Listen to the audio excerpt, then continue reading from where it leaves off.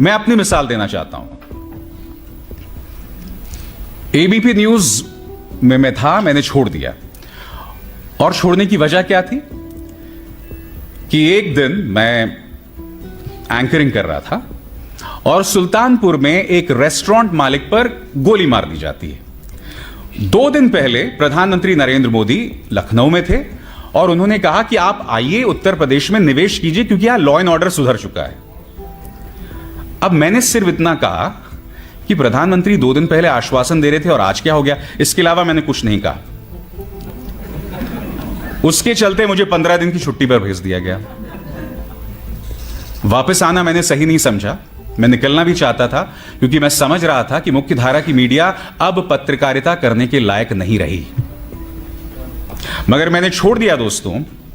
और उसके बाद क्या होता है, एक दिन अचानक मेरा ड्राइवर कहता है, सर ये जो पीछे आप गाड़ी देख रहे हैं ना, इसे मैं आज चौथी बार देख रहा हूं अपने पीछे।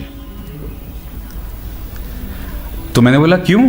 कहता है याद है आपको जब आप उस दिन मिली बाबूश के साथ खान मार्केट गए थे? मिली बाबूश मेरे बच्चे हैं।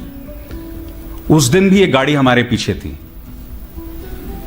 तो उसके बाद क्या हुआ, मैं अकेला था और मैंने थोड़ी स्लो की गाड़ी, वो साइड से जाने लगी और फिर मैं आगे निकल गया क्योंकि उसके शीशे काले थे, मैं नहीं जानता था अंदर कौन था क्या था। फिर अगले दिन क्या देखता हूं कि वो मेरे घर के पास खड़ी हुई है। मैं पुलिस के पास गया, मैंने शिकायत की, पता चला कि वो गाड़ी किसी कश्मीरी की थी जो श्रीनगर का रहने वाला था मगर नोएडा में काम कर रहा था। अब मुझे लगा अगर 1 in a blue chance कि वाकई ये वो है, कोई कश्मीरी मुस्लिम है जो यहां काम कर रहा है दिल्ली में, और अगर मैंने शिकायत को आगे लेकर गया तो वैसे ही तो आपको जानते हैं कश्मीरी और मुस्लिम तो बहुत ही जबरदस्त कॉम्बिनेशन है पुलिस को ठोकने के लिए। तो मैंने शिकायत वापस ले ली, मगर मैं समझ गया था कि इसकी गाड़ी का इस्तेमाल किया जा रहा था मुझे टेल करने के लिए।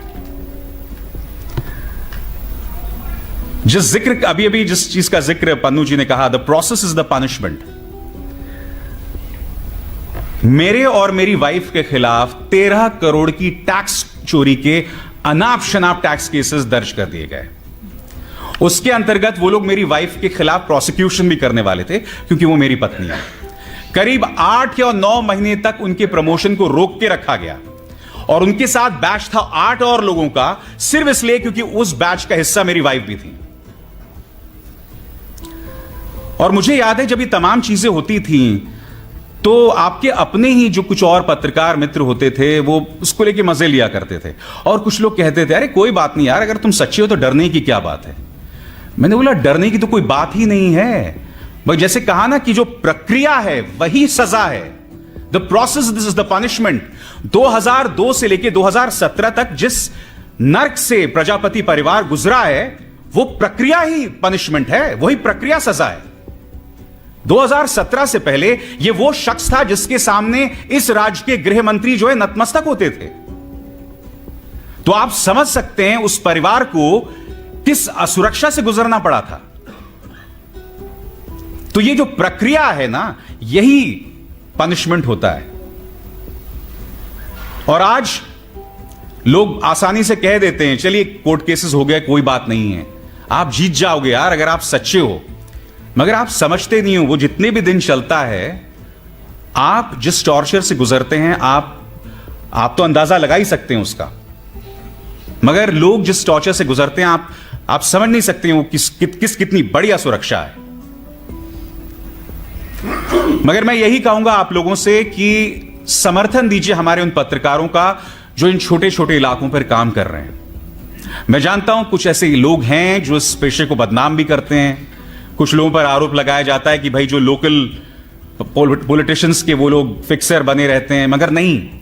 फिर पवन जायसवाल जैसे पत्रकार भी हैं, एक मिसाल हैं छत्रपति जी जैसे भी।